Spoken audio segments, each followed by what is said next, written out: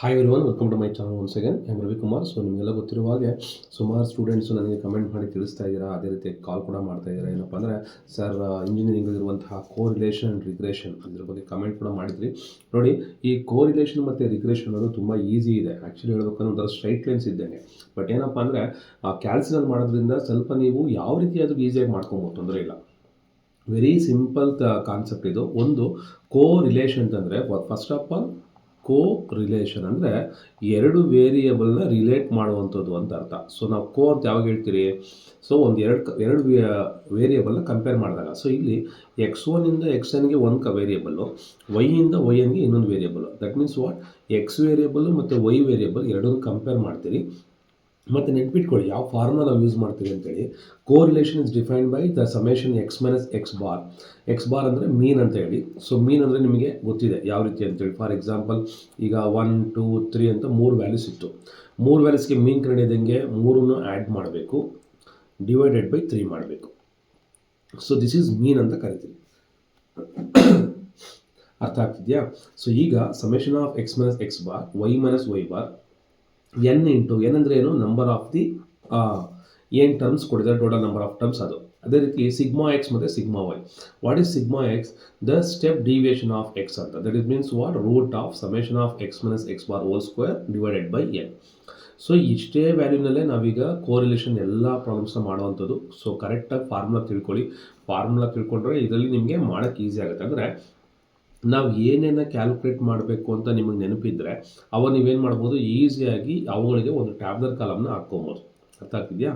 So let us solve ಒಂದು problem. So formula ಕರೆಕ್ಟಾಗಿ ನೋಡ್ಕೊಳ್ಳಿ ಒಂದು ಸತಿ ಏನೇನಿದೆ ಅಂತೇಳಿ. ಸಿಗ್ಮಾ ವೈ ಇದೆ. ಸೊ ಸಿಗ್ಮಾ ವೈ ಆಯಿತು. Summation of 1/n summation y minus y bar square. So capital x minus x bar, capital y minus y bar. ನಾವೇನು ಮಾಡ್ತೀರಿ? ಕ್ಯಾಪಿಟಲ್ ಎಕ್ಸ್ ಅಂತ ಅಸ್ಯೂಮ್ ಮಾಡ್ಕೋತೀರಿ. ಯಾವುದನ್ನ? ಎಕ್ಸ್ ಮೈನಸ್ ಎಕ್ಸ್ ಬಾರ್ನ. Capital y ಅಂತ y minus y ಬಾರ್ನ. So summation of x value ಅವಾಗ ಏನಾಗುತ್ತೆ? ನಾವು ಎಕ್ಸ್ನ ಡಿಫೈನ್ ಮಾಡೋದ್ರಿಂದ ಎಕ್ಸ್ ಸ್ಕ್ವೇರ್ ಅಂತ ಹಾಕ್ಕೊಂಡ್ರೆ ಸಾಕು, ವೈ ಸ್ಕ್ವೇರ್ ಅಂತ ಹಾಕ್ಕೊಂಡ್ರೆ ಸಾಕು. ಸೊ ಅಲ್ಲಿ ಓವರ್ ಆಲ್ ಫಾರ್ಮುಲಾ ಏನು? What is a formula for relation? That is a correlation. Summation of capital x y. So remember what is capital x? X minus x bar. Capital y minus y bar. Y bar ಅಂದರೆ ಏನು? That is a mean value ಅಂತ ಅರ್ಥ. ಓಕೆನಾ? So divided by summation, that square root of summation of x square summation of y square. ಇದು ನಾವು use ಮಾಡುವಂಥ formula. ಈಗ ನೋಡ್ಕೊಳ್ಳಿ. So find the correlation of the coefficient between x and y from the given data. So x ಬರ್ಕೊಳ್ಳಿ, y ಬರ್ಕೊಳ್ಳಿ, x bar ಅಂತ assume ಮಾಡ್ಕೊಳ್ಳಿ. What is that x bar? X minus x bar.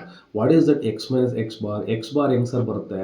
ಎಕ್ಸ್ನೆಲ್ಲ add ಮಾಡಬೇಕು. So x ಎಲ್ಲ add ಮಾಡಿದಾಗ ಎಷ್ಟು ಬಂತು? Summation of X ಎಷ್ಟು ಬಂತು? 28 ಬಂತು. ಆ 28ನ ಟೋಟಲ್ ನಂಬರ್ ಆಫ್ ಟರ್ಮ್ಸ್ ಎಷ್ಟಿದೆ? 1, 2, 3, 4, 5, 6, 7 ಇದೆ. ಸೊ ಡಿವೈಡೆಡ್ ಬೈ 7 ಮಾಡ್ತೀವಿ. ಓಕೆನಾ? ಸೊ ಎಷ್ಟು ಬರ್ತಾ ಇದೆ? 4 ಬರ್ತಾ ಇದೆ. This is what? Our x bar. ಓಕೆನಾ? ಸೊ ಈಗ ಎಕ್ಸ್ ಬಾರ್ ಬಂದಾದಮೇಲೆ ಯಾವ ರೀತಿ ಮಾಡ್ತೀರಾ? ಇಲ್ಲಿ ಬರ್ಕೊಳ್ಳಿ. X bar is equal to ಎಷ್ಟು ಬಂದಿದೆ ನನಗೆ? 4 ಬಂದಿದೆ. ಈಗ ಈ ಎಲಿಮೆಂಟಿಂದ ಈ 4ನ ಸಬ್ಟ್ರಾಕ್ಟ್ ಮಾಡ್ತಾ ಬನ್ನಿ. 1 minus 4 minus 3, 2 minus 4 minus 2, 3 minus 4 3 minus 4 minus 1, 4 minus 4 0, 5 minus 4 1, 6 minus 4 2, 7 minus 4 3 ಬಂತು. Same procedure for y minus y bar also. Y bar ಹೆಂಗೆ ಬರುತ್ತೆ? That is the mean of the y value. ಹೆಂಗೆ ಮಾಡ್ತೀರಾ? ಆ್ಯಡ್ ಮಾಡ್ತೀರಾ. 77 ಬಂತು.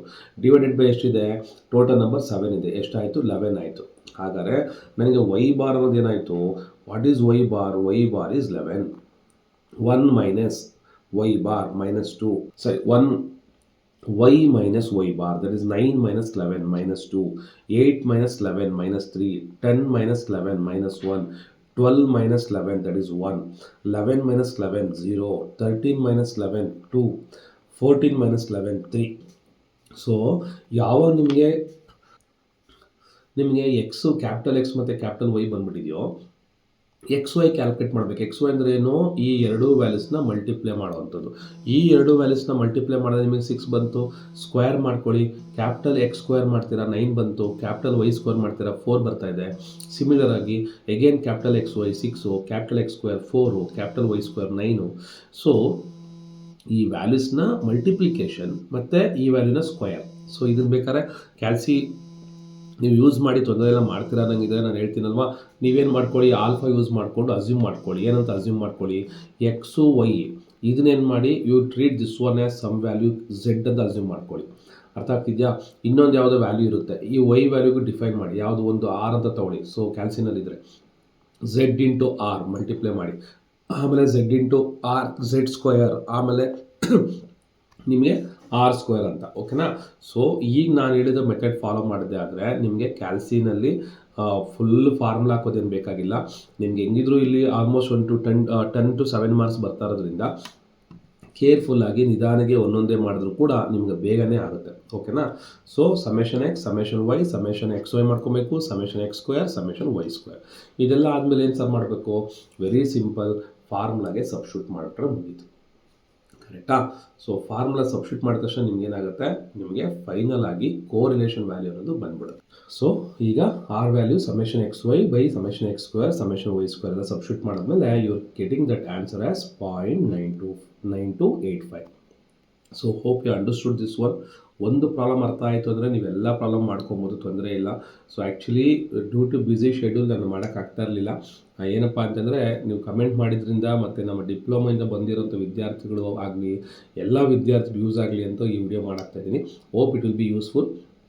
ಅದೇ ರೀತಿ ನಿಮಗೆ ಜಸ್ಟ್ ರಿಗ್ರೆಷನ್ ಬಗ್ಗೆ ಕೂಡ ಹೇಳ್ತೀನಿ ಸ್ವಲ್ಪ. ಇದು ಅಷ್ಟೇ, ಈಗ ಸೇಮ್ ಪ್ರೊಸೀಜರ್ನ ಫಾಲೋ ಮಾಡ್ಕೊಳ್ತಾ ಹೋಗಿ. ಎರಡಿದೆ ಸೇಮ್. ಎಕ್ಸ್ ವೈ ಒಂದಾಯಿತು, that is x capital x capital y capital x y capital x square capital y square. ಓಕೆನಾ? ಸೊ ಸೇಮ್ ಫಾರ್ಮ್ನ ಸಬ್ಸ್ಟಿಟ್ಯೂಟ್ ಮಾಡ್ತೀರಾ. ಇನ್ನು ಎಲ್ಲೆಲ್ಲ ನಿಮಗೆ ಕೋರಿಲೇಷನ್ ಅಂತ ಬರುತ್ತೋ ಇದೆಲ್ಲ ಸೇಮ್ ಥಿಂಗೆ. ಬಟ್ ನೆನ್ಪಿಟ್ಕೊಳ್ಳಿ, ರ್ಯಾಂಕ್ ಆಫ್ ಕೋರಿಲೇಷನ್ ಬೇರೆ, ಜಸ್ಟ್ ಕೋರಿಲೇಷನ್ ಬೇರೆ. ಓಕೆನಾ? ಕೋಎಫಿಷಿಯೆಂಟ್ ಆಫ್ ಕೋರಿಲೇಷನ್ ಇದು. ಓಕೆ? ಸೊ ಇದೇ ರೀತಿಯಾಗಿ ರಿಗ್ರೆಷನ್ ನೋಡೋಣ. ಸೊ ರಿಗ್ರೆಷನ್ಗೆ ಏನಪ್ಪ ನಾವು ಮಾಡೋದು, what is mean by lines of regression? ನೋಡಿ, ಇದೊಂಥರ ನೀವು ಡಿಪ್ಲೊಮಾದಲ್ಲಿ ಓದಿರುವಂತಹ ಸ್ಲೋಪ್ ಪಾಯಿಂಟ್ ಫಾರ್ಮುಲಾ ಇದ್ದಂಗೆ. ಅರ್ಥ ಆಗ್ತಿದೆಯಾ? ಲೈನ್ ಆಫ್ ರಿಗ್ರೆಷನ್ ಅನ್ನುವಂಥದ್ದು ಹೆಂಗೆ, ಈ ಫಾರ್ಮುಲಾ ಯೂಸ್ ಮಾಡಬೇಕು. So what is this formula? Y minus y bar is equal to r into r ಅಂದರೆ ಏನು? That is a correlation calculate ಮಾಡ್ತೀರಾ. That is again sigma y by sigma x into x minus x bar.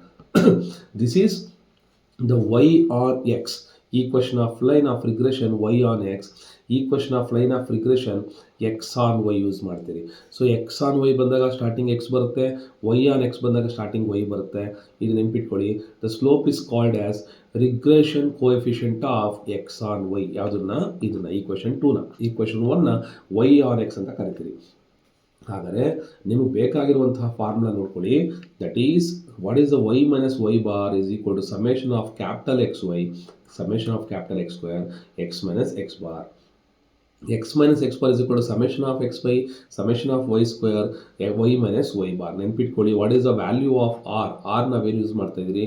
ಈ ಥರ ನಾವು ನೋಡಿದ್ರಿ correlation use ಮಾಡ್ತಿರಲ್ಲ, ಅದೇ formula summation x square summation y square. ಓಕೆನಾ? ಸೊ ಈಗ ಒಂದು ಪ್ರಾಬ್ಲಮ್ ತಗೊಳ್ಳೋಣ. Compute the coefficient of correlation and equation of line of regression.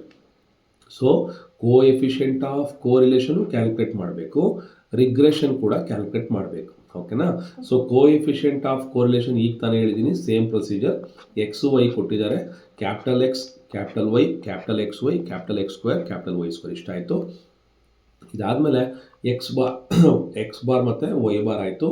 R value calculate ಮಾಡ್ತಾ ಇದ್ದೀನಿ, summation of x y summation of x square summation of y square. ಇದಕ್ಕೆ ಮುಂಚೆ ಮಾಡ್ದಂಗೆ ಇದೇ ಡೇಟಾ ಅದೇ ಪ್ರಾಬ್ಲಮ್ಗೆ ಮಾಡಿರುವಂಥದ್ದು. ಇದಾದಮೇಲೆ ಓನ್ಲಿ ಒನ್ ಅಡಿಷ್ನಲ್ ಥಿಂಗ್ ಏನಪ್ಪ, ದ ಲೈನ್ ಆಫ್ ರಿಗ್ರೆಷನ್ನು y minus y bar is equal to summation of x by summation of x square. So ನಿಮ್ಗೆ ಬಂದಿರೋಂತಹ ಸಮೇಷನ್ ಆಫ್ ಎಕ್ಸ್ ವೈ ಏನಿದೆ that is 26, summation of x square ಏನಿದೆ that is 28. ಇದನ್ನು ಈ value substitute ಮಾಡ್ಕೋಬೇಕು. ಇನ್ನು ಉಳಿದಿದ್ದು ಎಕ್ಸು ವೈ ಮತ್ತು ಎಕ್ಸ್ ಅಲ್ಲೇ ಇರುತ್ತೆ. ಯಾಕಂದರೆ ನಿಮಗೆ ಫೈನಲ್ ಆಗಿ ಒಂದು ಲೈನ್ ಬರಬೇಕು. ರಿಗ್ರೆಷನ್ ಅದು ಒಂದು ಲೈನ್ನ ರೆಪ್ರೆಸೆಂಟ್ ಮಾಡಿದೆ. ಇಟ್ ಈಸ್ ಜಸ್ಟ್ ಲೈಕ್ ಒಂದು ಸ್ಟ್ರೈಟ್ ಲೈನ್ ಇದ್ದಂಗೆ. ಅರ್ಥ ಆಗ್ತಿದೆಯಾ? So summation of x y summation of x square summation of x y summation of y square. So ಈ ರೀತಿ ಸಬ್ಸ್ಟಿಟ್ಯೂಟ್ ಮಾಡಿಕೊಂಡ್ರೆ ನಿಮಗೆ ಕಂಪ್ಲೀಟಾಗಿ ಎರಡೂ ವ್ಯಾಲ್ಯೂನ ಅಟ್ ಎ ಟೈಮ್ ಕ್ಯಾಲ್ಕುಲೇಟ್ ಮಾಡ್ತೀರಾ. ಓಕೆನಾ? ಸೊ ಇನ್ನು ಕೆಲವು ಅಡಿಷನಲ್ ಪ್ರಾಬ್ಲಮ್ಸ್ ಇದ್ದಾವೆ. ಒಂದು ಅರ್ಥ ಆಯ್ತದೆ ನಿಮ್ಗೆ ಎಲ್ಲ ಅರ್ಥ ಆಗುತ್ತೆ, ಯಾಕಂದರೆ ನೀವು ಹೆವಿ ಟ್ಯಾಲೆಂಟು. ಸೊ ನೀವು ಪ್ರಾಕ್ಟೀಸ್ ಮಾಡ್ತಾರೋ ಲೆವೆಲ್ಲು ಎಕ್ಸಾಮ್ ಒಂದು ವಾರ ಮುಂಚೆ ಮಾಡ್ತಾ ಇದ್ದೀರಲ್ವ, ಹಾಗಾಗಿ ಹೆವಿ ಟ್ಯಾಲೆಂಟ್ ಇರೋದ್ರಿಂದ ಬೇಗನೆ ಮಾಡಾಕ್ತೀರ. ಅಲ್ವಾ? ಓಕೆ.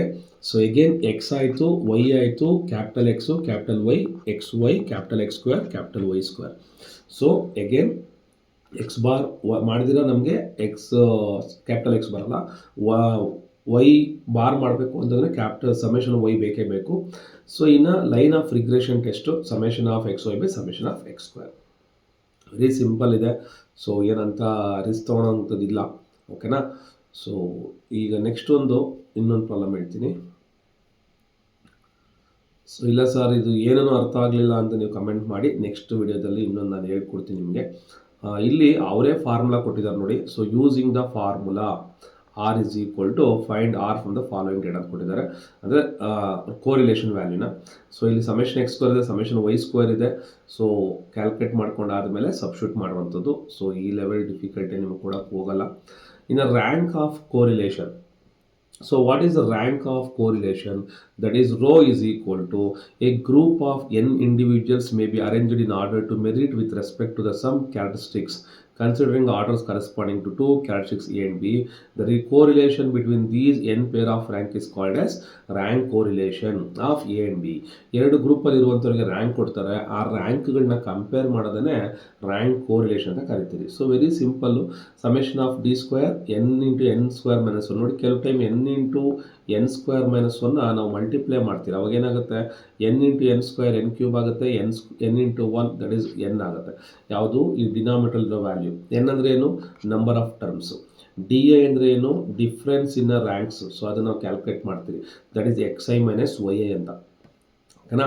ಸೊ ನಾವು let us take one problem. ಇಲ್ಲಿ ಒಂದು ಕಾಲಮ್ಸ್ ಹಾಕ್ದಿರ ಕೊಟ್ಟಿದ್ದಾರೆ. ಸೊ ಸಿಂಪಲ್ ಆಗಿ ಏನೇನು ನೋಡಿ, ಇದು ಎಕ್ಸ್ ಕಾಲಮು, ವೈ ಕಾಲಮು, ಅದಾದಮೇಲೆ ನಾನೇನು ಮಾಡಬೇಕು, ಡಿ ಐ ಹಾಕ್ಕೋಬೇಕು. ಸೊ ಅದಾದಮೇಲೆ ನಮಗೆ summation of d square. So summation of d square ಹಾಕ್ಕೋಬೇಕು. ಇಷ್ಟು ಬೇಕು. ಎನ್ ವ್ಯಾಲ್ಯೂ ಎಷ್ಟು ಕೊಟ್ಟಿದ್ದಾರೆ, ಟೋಟಲ್ ನಂಬರ್ ಆಫ್ ಟರ್ಮ್ಸ್ 10 ಕೊಟ್ಟಿದ್ದಾರೆ. ಡಿ ಐ ಅಂತಂದರೆ ಏನು, step deviation values, difference x minus ವೈಗಿರುವಂಥ ವ್ಯಾಲ್ಯೂಸ್ನ ಬರ್ಕೊಂಡಿದ್ದಾರೆ. ಸೊ ಇದು ನಿಮಗೆ ಇದಾಗ್ತಾ ಇಲ್ಲ ಅಂತಂದರೆ ಇಲ್ಲೊಂದು ದೊಡ್ಡ ಪ್ರಾಬ್ಲಮ್ ಇದೆ. ಇದು I think it will not be given. Okay, ತೊಂದರೆ ಇಲ್ಲ, ನೋಡ್ಕೊಳ್ಳಿ. ಎಕ್ಸ್ ಮತ್ತು ರ್ಯಾಂಕ್ ಬೈ ವೈ ಝೆಡ್. ಎಕ್ಸ್ನ ಹಂಗೆ ಬರ್ಕೋತೀರಿ, ವೈನ ರ್ಯಾಂಕ್ ಕೊಡ್ತೀರಿ. ವೈನ ಏನು ರ್ಯಾಂಕ್ ಕೊಡ್ತೀರಿ, ವೈ ಇಲ್ಲಿ 3 ಇದೆ, ಕರೆಕ್ಟಾ? ಸೊ ಇಲ್ಲಿ ನೋಡ್ತಾ ಇದ್ದೀರಾ, ಈ ವ್ಯಾಲ್ಯೂಸ್ ಬರ್ಕೊಂಡಿದ್ದೀರಿ. ಝೆಡ್ ಆಯಿತು. ಈಗ ಡಿ ಐ ಅಂದರೆ ಏನು, ನಾವು ಕಂಪ್ಯಾರಿಸನ್ ಮಾಡ್ತಾ difference x minus y. D z ಅಂದರೆ ಏನು, ವೈ ಮೈನಸ್ ಝೆಡ್. ಡಿ3 ಅಂದರೆ ಏನು, ಝೆಡ್ ಮೈನಸ್ ಎಕ್ಸ್. ಅರ್ಥ ಆಗ್ತಿದೆಯಾ? ಸೊ ಇದನ್ನು ನಾವು ಯಾವ ರೀತಿಯಾಗಿ ಕಂಪ್ಯಾರಿಸನ್ ಮಾಡಿಬಿಟ್ಟು d i square, d two square, d three ಸ್ಕ್ವೇರ್ನ ಕ್ಯಾಲ್ಕುಲೇಟ್ ಮಾಡಬೇಕು. ಸೊ ನಿಮಗೆ ಇದಕ್ಕಿಂತ ಈಸಿಯಾಗಿ ಒಂದು ಅರ್ಥ ಆಗೋಂಥ ಪ್ರಾಬ್ಲಮ್ ಹೇಳ್ಕೊಡ್ತೀನಿ. ನೋಡಿ, ಇಲ್ಲಿ ಸೀರಿಯಲ್ ನಂಬರ್ಸ್ ಕೊಟ್ಟಿದ್ದಾರೆ. ಕ್ಯಾಪಿಟಲ್ ಎಕ್ಸ್ ಇದೆ, ಕ್ಯಾಪಿಟಲ್ ವೈ ಇದೆ, ಕರೆಕ್ಟಾ? ಕ್ಯಾಪಿಟಲ್ ಎಕ್ಸ್ ಇದೆ, ಕ್ಯಾಪಿಟಲ್ ವೈ ಇದೆ. ರ್ಯಾಂಕ್ ಇನ್ ಎಕ್ಸ್ ಇದು ಹೆಂಗೆ ಸರ್, ಇದು ಗೊತ್ತಾಗಲಿಲ್ಲ ಅಂತಂದರೆ ಇಲ್ಲಿ ಹೈಯೆಸ್ಟ್ ವ್ಯಾಲ್ಯೂ ಯಾವುದಿದೆ, ಎಷ್ಟಿದೆ ಹೈಯೆಸ್ಟ್ ವ್ಯಾಲ್ಯೂ, 24 ಇದೆ. ಅದನ್ನು ಫಸ್ಟ್ ಅಂತ ಬರ್ಕೊಳ್ಳಿ. ಅದಾದಮೇಲೆ ನೆಕ್ಸ್ಟ್ ವ್ಯಾಲ್ಯೂ ನೋಡ್ಕೊಳ್ಳಿ, ಎಲ್ಲಿದೆ, 22 ಇದೆ, ಅದನ್ನು ರ್ಯಾಂಕ್ ನಂಬರ್ 2. ಅದಾದಮೇಲೆ ಎಷ್ಟಿದೆ, 22 ಆದಮೇಲೆ, ಸೊ 22 ಆದಮೇಲೆ ನಮಗೆ 17 ಇದೆ, ಅದೆಷ್ಟು 3. ಅದಾದಮೇಲೆ ಎಷ್ಟಿದೆ, 15 ಇದೆ, ಸಾರಿ 15ಗಿಂತ ಮುಂಚೆ 16 ಇದೆ, 16ಗೆ 4. ಅದಾದಮೇಲೆ ಯಾವ್ದು ಬರುತ್ತೆ, so 5th position 15, 6th position ಬಂದ್ಬಿಟ್ಟು 14. ಆಮೇಲೆ ಸೊ ಈಗೇನು ನಮಗೆ 12 ಬರುತ್ತೆ, 12 ಬಂದ್ಬಿಟ್ಟು ದಟ್ ಈಸ್ ವಾಟ್ 13 ಇದೆ, 13 ಏನು 7th position, 12 8th position. So ಈಗೇನು last one that is the 9th one.